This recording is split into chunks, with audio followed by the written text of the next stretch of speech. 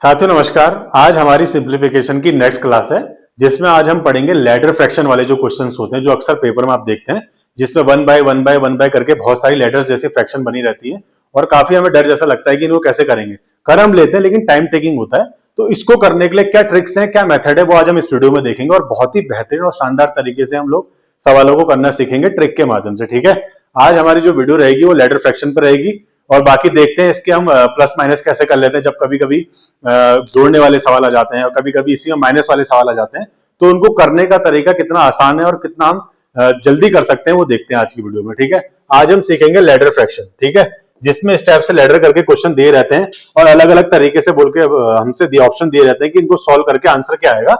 ठीक है, तो इसको करने का तरीका क्या है, पहले लॉजिक जो हमारा पहला लॉजिक है उसको देख लेते हैं कि इसमें कौन सा लॉजिक लगेगा। ठीक है, देखिए यहां पर हमें सब कुछ दिख रहा है, वन वन वन सब जगह दिख रहा है ना। तो आपको पहले वाली लॉजिक में क्या देखना पड़ेगा, जहां हर जगह जो है वन वन होना चाहिए यहां पर। तो ये लॉजिक उसी में लगेगा जो मैं आपको बताने वाला हूं। ठीक है, देखो अब आपको हर जगह दिख रहा है ना, इसमें दिख रहा है।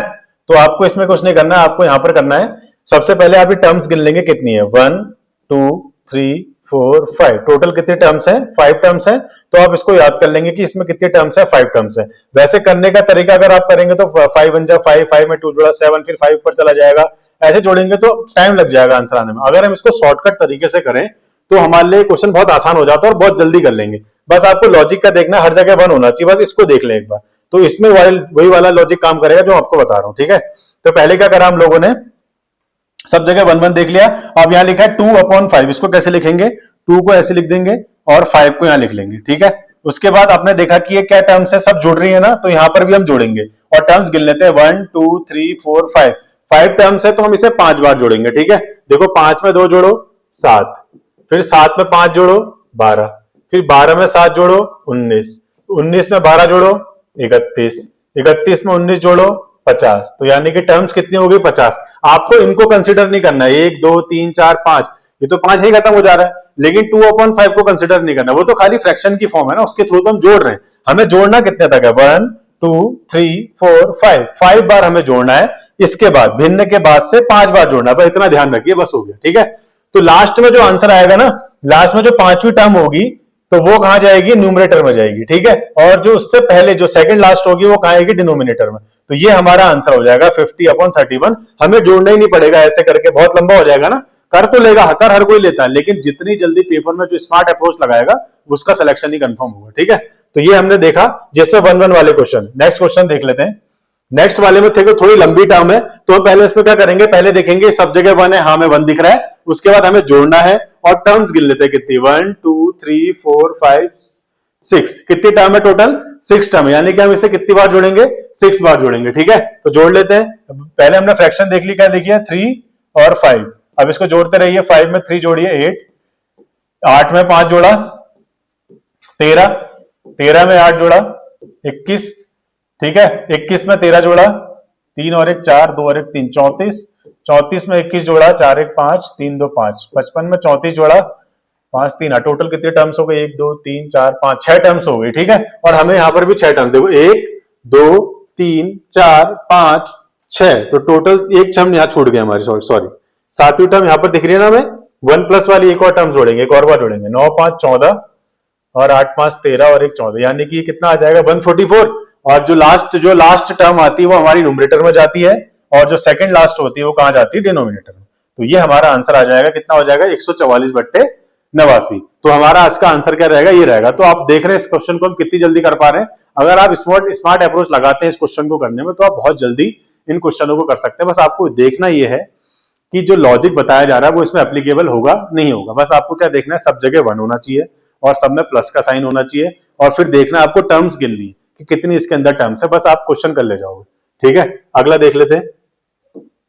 अगला क्वेश्चन है माइनस वाला। तो अब माइनस वाले में हम क्या अप्रोच रखेंगे, माइनस वाले में भी सेम अप्रोच रहती है, बस हमें क्या करना पड़ता है, जहां हम जोड़ रहे हैं यहां हम माइनस करेंगे, बस हो गया। ठीक है, तो पहले टर्म्स गिन लेते हैं कितनी, 1 2 3 4 5, 5 टर्म्स है ना इसमें। तो अब घटाना शुरू करते हैं, पहले फ्रैक्शन वैसे लिख लेते हैं, ये हो जाएगा 1, ये हो जाएगा 4। ठीक है, हमें 5 टर्म्स तक घटाना है। अब देख घटाएंगे कैसे, 4 में से घटाया 3, ठीक है, 3 में से 4 घटाया, देखो लिखना ऐसे है 3 - 4, तो बड़ा साइन इसका है तो -1 आएगा, ऐसे रखना है। -1 -3 -4, -4 +1 क्योंकि माइनस माइनस प्लस हो जाएंगे ना, -3 आ गया। अब -3 ये माइनस माइनस प्लस हो जाएंगे, +4 हो जाएगा और 1 आ जाएगा 1 प्लस का 1, क्योंकि 4 क्या है, बड़ा है ना। तो हमारी टर्म्स क्या है, न्यूमरेटर में क्या आएगा, लास्ट टर्म आएगी 1 और सेकंड लास्ट क्या है, -3। तो इसका आंसर कितना आ जाएगा, -1/3। अगर आप इसको सॉल्व करके भी देखेंगे तब भी इसका आंसर यही आ रहा होगा। माइनस वाले बस आपको लॉजिक यहाँ पर थोड़ी आप गड़बड़ करोगे प्लस माइनस के साइन में। मैं एक बार और बता देता हूँ, जैसे यहाँ लिखा है -1 ना, और जब -1 से हम इसको घटा रहे हैं तो -3 होगा, तभी ये -4 आया, ठीक है। और जब -4 से इसको घटाएंगे, देखिए -4 माइनस और -1, ये -1 है ना, तो माइनस माइनस क्या हो जाएंगे, प्लस। बस ये ध्यान रखना है, तो -3 आया तभी।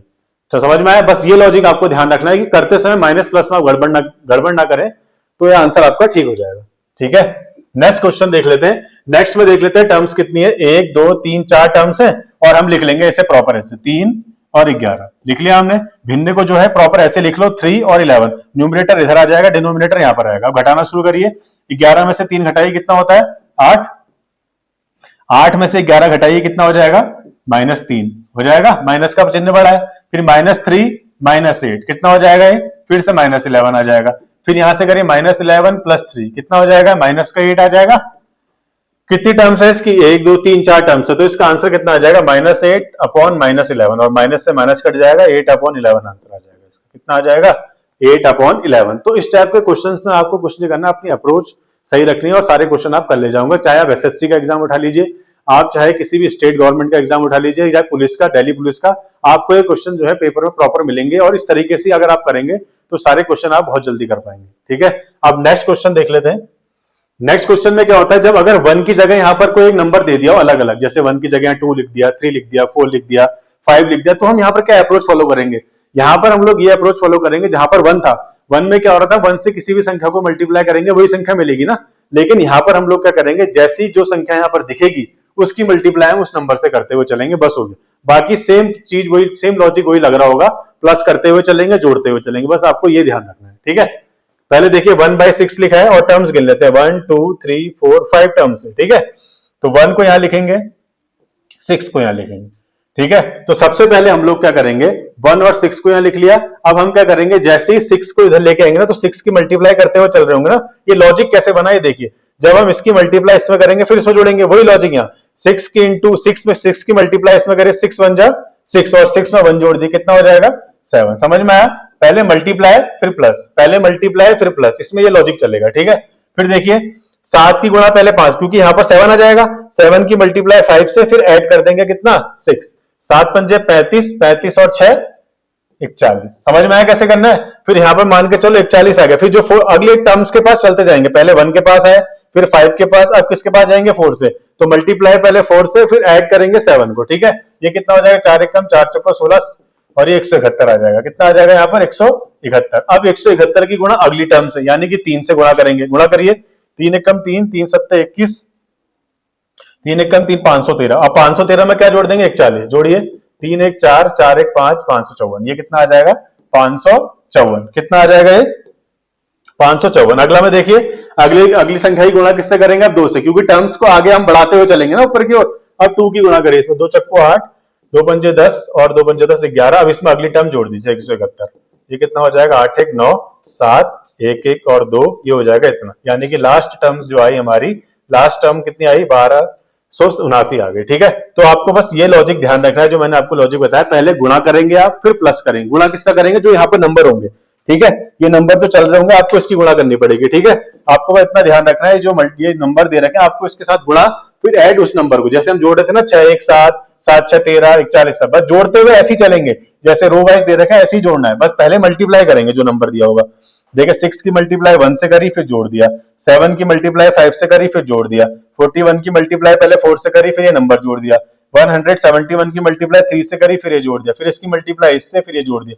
बस ये करना है, पहले मल्टीप्लाई फिर प्लस, बस आपको ये लॉजिक याद रखना है, और आंसर वही आएगा, जो लास्ट नंबर होगा न्यूमरेटर में आएगा, और जो सेकंड लास्ट होगा वो डिनोमिनेटर में आएगा। तो ये आपका आंसर हो जाएगा। तो ये हमने आज 2 केस देखे, एक तो 1 1 वाले, और एक जब डिफरेंस नंबर आपके दिया हो तो हम क्या लॉजिक लगाएंगे, ठीक है। ये 2 लॉजिक मैंने आज की वीडियो में बताए। बाकी जो वीडियोस होंगी हमारी नेक्स्ट, उसमें हम भागा वाले या दोनों प्लस माइनस दोनों साइन आ जाते हैं, तो उसमें क्या लॉजिक लगाएंगे वो लॉजिक देखेंगे, ठीक है।